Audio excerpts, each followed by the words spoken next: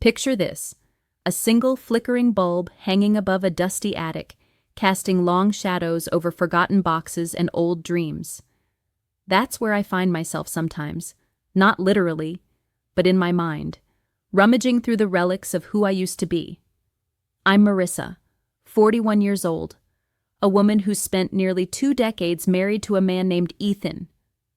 We've built a life together, brick by brick, but somewhere along the way, the mortar started to crumble, not from anger or betrayal, but from something quieter, more insidious, time itself. I'm not sure when it happened, when the fire that once burned so bright between us dimmed to a faint glow. But I feel it every day, like a draft sneaking through a cracked window. Back when we first met, Ethan and I were all heat and urgency, two people who couldn't keep their hands off each other, who'd steal kisses in the middle of crowded streets without a care in the world. We were lovers in the truest sense, tangled up in late-night conversations and spontaneous road trips to nowhere. But as the years piled up, that passion morphed into something else. Friendship, partnership, a kind of comfortable coexistence. We didn't stop loving each other. We just forgot how to reach for that electric connection, how to bridge the gap that grew wider with every unpaid bill and every hurried morning. It's not that we didn't want to touch, to feel that spark again. It's that we didn't know where to start, trapped in the rhythm of routine, like two dancers who've forgotten the steps to their own song. Our home reflects that shift. It's a quiet, orderly place, a museum of our shared history, but it lacks the warmth it once held. The couch in the living room, worn down at the edges from years of us sitting side by side, feels more like a relic than a comfort. I can still see the faint coffee stain on the armrest from a morning we laughed so hard it spilled, but that laughter feels like it belongs to someone else now. The kitchen table, where we eat most nights, is a silent witness to our distance. We sit across from each other, forks clinking against plates, exchanging small talk about the day. Weather, work, errands, but nothing deeper. It's not hostility, it's just emptiness, a space where words used to live. Ethan himself is a man of layers, thoughtful and reserved, always carrying a quiet intensity I've never fully unraveled. His hazel eyes hold a weight I can't always read, like he's looking at something beyond me, something from his past that he keeps locked away. He's not cold, not distant in the way that pushes you away, but there's a part of him I've never quite touched, even after all these years.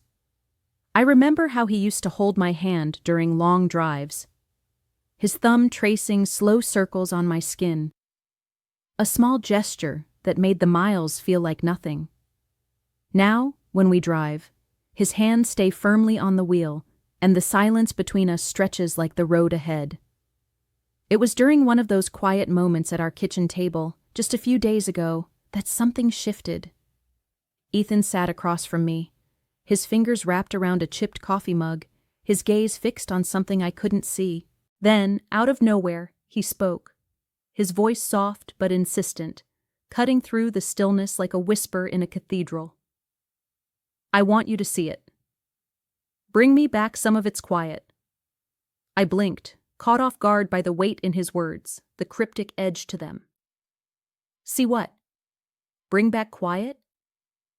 My mind raced with questions I didn't voice. Why couldn't he go himself? What kind of quiet was he even talking about?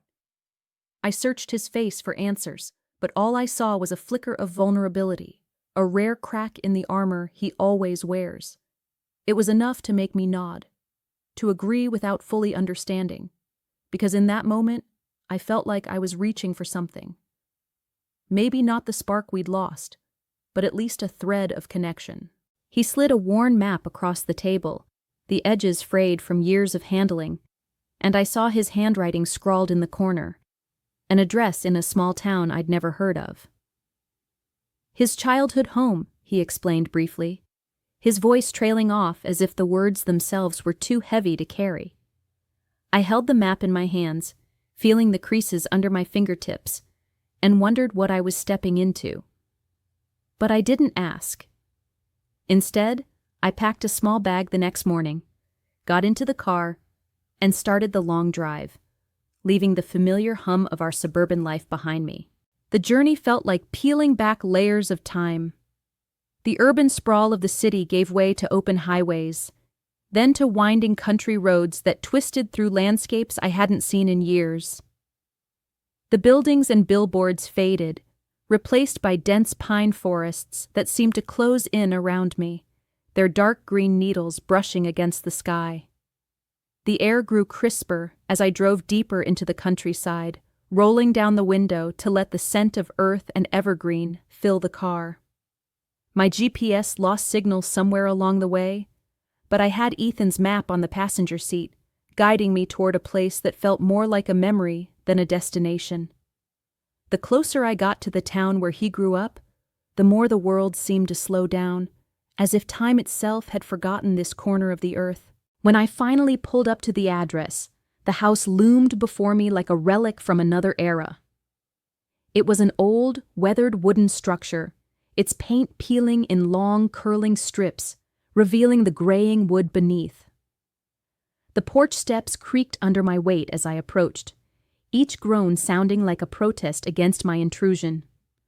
The windowsills dusted with pine needles carried a scent that was both sharp and nostalgic, as if decades of stories had seeped into the grain.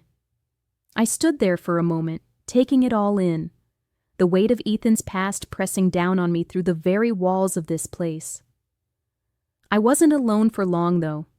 Julian, Ethan's older brother, had been waiting for me. I'd met him only a handful of times over the years at family gatherings, always finding him to be a man of few words, with a rugged edge that contrasted Ethan's quiet intensity. He greeted me with a nod, his weathered face unreadable, and led me inside without much ceremony. The interior was just as worn as the exterior, a maze of narrow hallways and rooms frozen in time, smelling of old wood and something faintly musty, like forgotten secrets. That evening, we sat down for dinner at a small, scarred wooden table in the dimly lit kitchen of this childhood home. The light from a single bulb overhead cast harsh shadows across the room, making the lines on Julian's face seem deeper, almost carved. The meal was simple, almost rustic. Crusty bread with a golden, crackling exterior, a wedge of sharp cheese that bit at the tongue with its tang, and a bottle of red wine, dark as blood, that we shared in near silence. I tore off a piece of bread, the crust flaking under my fingers, and took a sip of the wine, its bitter warmth spreading through me. But it did little to ease the tension knotting my shoulders. The only sounds were the clink of our glasses against the table and the distant howl of the wind outside, rattling the loose window panes like a restless spirit trying to get in. I kept stealing glances at Julian, trying to read him, to understand why I felt so on edge in his presence. But his expression remained a closed book, his eyes fixed on some point beyond me. Then, breaking the heavy quiet, Julian spoke, his voice low and deliberate, each word seeming to carry a hidden weight. "This house remembers more than both of you." I froze, my glass halfway to my lips, a chill creeping down my spine as I tried to unravel what he meant. Both of who? Ethan and me? Or was there someone else he was hinting at? The way he said it, with such certainty, made me feel like the walls themselves were listening, holding on to secrets I couldn't begin to guess. I wanted to ask, to press him for more, but the words caught in my throat, stifled by the intensity of his gaze. It wasn't threatening, not exactly, but there was a strange familiarity in it, like he was seeing something in me I didn't even recognize myself. My unease grew, a tight coil in my chest, as I sat there under the weight of his stare and the oppressive silence of the house. Later that night, after the dishes were cleared and the kitchen light flicked off, I retreated to a guest room upstairs, a small, cramped space surrounded by relics of Ethan's childhood. Old drawings, yellowed at the edges, were pinned to the walls, their childish scrawls a stark reminder of a boy I'd never known. A faded baseball glove sat on a shelf, its leather cracked from years of neglect, and I could almost picture Ethan as a kid, tossing a ball in the yard outside. Lying in the narrow bed, the springs creaking beneath me, I stared at the ceiling, unable to shake the feeling that I was an intruder in a place that wasn't meant for me. The house seemed to breathe around me, every groan of the floorboards and whisper of the wind through the cracks, sounding like murmurs of the past. Then came a soft knock at the door, so faint I almost thought I'd imagined it. Before I could respond, the door creaked open, and Julian stepped inside, his silhouette framed by the faint light from the hallway. He didn't say a word, just stood there for a moment, and I felt my breath catch, my heart pounding in the stillness. He moved closer, and as he reached out, his hand brushed mine, not as an invitation, not with any clear intent, but as if he were reaching for something lost, a memory neither of us could name. I should have pulled away, should have said something to break the charged silence, but I didn't. I couldn't. It was as if the air in that tiny guest room had thickened, holding me in place, suspending time itself. My heart thundered in my chest, each beat echoing in my ears as Julian's touch lingered, a fleeting warmth that sent a shiver through me. And then, in a blur of unspoken need, the space between us vanished. What happened next was a storm I hadn't seen coming, a collision of longing and recklessness that swept away every rational thought. I gave in, not just to him, but to something deeper, something I hadn't felt in years. A raw, unfiltered connection that burned through the numbness I'd carried for so long. Now, as I wake up alone in that same guest room, the morning light filters through dusty curtains, casting pale streaks across the worn wooden floor. The air feels heavy, laden with the weight of what I've done. I sit up slowly, the sheets tangled around me, and my eyes catch on Ethan's childhood drawings pinned to the wall. Crude crayon sketches of stick-figure families and lopsided houses stare back at me, innocent and untouched by time. They're a brutal reminder of where I am, of whose past I've just desecrated. My chest tightens, a dull ache spreading through me like ink in water, as I try to piece together how I got here, how I let myself fall so far from the woman I thought I was. I swing my legs over the side of the bed, my bare feet brushing against the cold floor, and I notice my hands trembling as I reach for my clothes. Each movement feels deliberate, almost mechanical, as if I'm watching myself from a distance. I pull on my shirt, the fabric catching on my skin, and I can still smell Julian on the sheets. A faint trace of cedar and something earthier, a scent that clings to the memory of last night. It's intoxicating and sickening all at once, a reminder of the line I've crossed, a line I can't uncross, no matter how much I wish I could. My breath hitches as I stand, steadying myself against the bed frame, the weight in my chest growing heavier with every passing second. I leave the room, stepping into the narrow hallway, my footsteps soft against the creaking floorboards. The house feels different now, as if it knows what happened, as if it's judging me with every groan and whisper of its ancient frame. I pass a cracked mirror hanging crookedly on the wall, catching a glimpse of my own reflection, pale, hollow-eyed, a stranger staring back at me. I look away quickly, unable to face myself, and continue down the hall, my gaze falling on a child's toy half hidden under a chair. It's a small plastic truck, its red paint chipped, one wheel missing, probably something Ethan played with decades ago. Seeing it there, forgotten and out of place, twists something inside me. I'm an intruder here, not just in this house, but in a life that isn't mine to disrupt. Every object, every detail amplifies that feeling, pressing down on me until I can barely breathe. I hear movement downstairs, the faint clatter of a spoon against a mug, the low hum of a coffee maker. Julian's awake, going about his morning as if nothing's changed, as if the world hasn't tilted on its axis. I can't face him, not yet, maybe not ever. The thought of looking into his eyes, of seeing either regret or indifference, or worse, something more, makes my stomach churn. I slip past the staircase, avoiding the kitchen, and head for the front door instead, needing air, needing space to untangle the mess inside my head. I push it open and step onto the porch, the cool morning breeze hitting my face like a slap. I sink into an old wicker chair, its weave fraying at the edges, and stare out at the overgrown yard. The grass is wild and untamed, dotted with dandelions that sway in the wind, their fragile seeds drifting aimlessly. It's a fitting mirror to my thoughts, scattered, directionless, impossible to pin down. I replay last night over and over, each moment sharper than the last, and it's like a blade twisting deeper with every memory. The guilt is a living thing, clawing at my insides, but beneath it, there's something else. A flicker of longing I can't extinguish.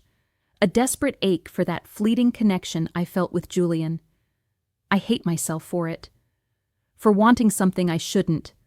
For betraying Ethan in a way that feels so final, so irreparable. My fingers dig into the armrests of the wicker chair, the rough texture grounding me as my mind spirals. I know I can't keep this inside. I can't carry this secret back home, pretending everything's fine while it festers like a wound. I have to tell Ethan. I owe him that much, even if it shatters everything we've built. My phone sits heavy in my pocket, a weight I can't ignore.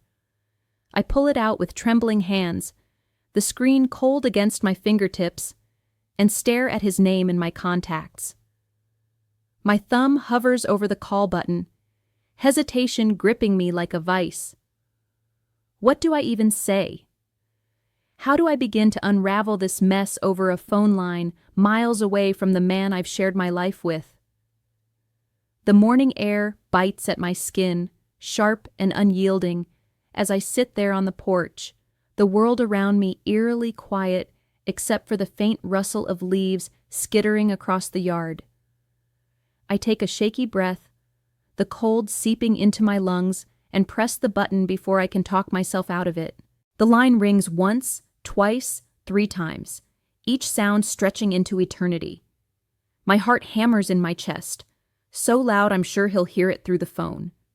Then, finally, a click, and his voice comes through, steady and familiar, yet somehow distant. Marissa? Just hearing him say my name sends a jolt through me, a mix of relief and dread. I open my mouth to speak, but the words stick, lodged somewhere between my guilt and my fear. I grip the phone tighter, my knuckles whitening, and force myself to start, my voice barely above a whisper, quivering like a leaf in the wind. Ethan, I need to tell you something. There's a pause on his end, a silence that feels heavier than the house behind me, and I can almost picture him sitting at our kitchen table, his hazel eyes narrowing as he waits. I swallow hard, the lump in my throat refusing to budge, and the confession spills out before I can stop it, raw and jagged. I was with your brother. The words hang in the air, sharp and ugly, and as soon as they're out, I feel my chest cave in, like I've just dropped a stone into still water, and I'm waiting for the ripples to destroy everything. My voice shakes so badly I barely recognize it, each syllable trembling as if it's carrying the weight of my shame. I clutch the phone, my palms slick with sweat, and brace myself for his reaction.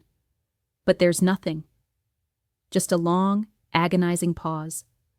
I can hear his breathing on the other end, slow and measured, almost too calm, like the quiet before a storm. It's unnerving, that steadiness, and it makes my skin prickle with unease. Why isn't he saying anything? Why isn't he angry, shocked, anything? The silence stretches on, seconds bleeding into what feels like minutes, and I'm left hanging, my pulse racing as the cold air nips at my exposed neck. Then, finally, he speaks, his voice low and even, cutting through the tension like a knife. I know. Those two words hit me like a punch, stealing the breath from my lungs. I blink, my mind reeling, unable to process what I've just heard. He knows? How could he possibly know?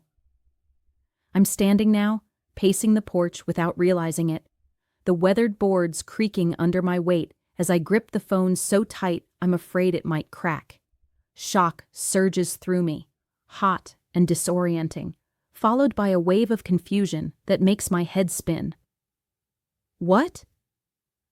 What do you mean, you know? I stammer, my voice cracking, desperate for something to make sense of this. Ethan's voice stays eerily calm on the other end, a stillness that unnerves me more than any outburst could. I've always known there was something between you two, Marissa. I saw it in the way you looked at him, even years ago. I didn't think it would come to this. His words slice through me, sharp and cold, leaving me breathless. My knees buckle, and I sink back onto the porch steps, the rough wood digging into my skin as I try to grasp what he's saying. He saw it? Before I even knew it myself? The guilt I've been carrying feels heavier now, layered with the realization that I wasn't as hidden as I thought, that my unspoken feelings were laid bare to him long before I acted on them. I sit there for hours after the call ends, the phone slipping from my hand to rest on the step beside me. The sun climbs higher over the pine trees, its golden light spilling across the yard, warming the air but not the hollow ache inside me. Ethan's words echo in my mind, looping endlessly, each repetition carving deeper into my thoughts. I've always known. How could I have been so blind to what he saw? I wrap my arms around myself, the morning chill lingering on my skin, and stare at the swaying branches, their shadows dancing across the ground like ghosts of everything I've lost. I think about what happened with Julian, the rush of it, the way it felt like a lifeline in a sea of numbness.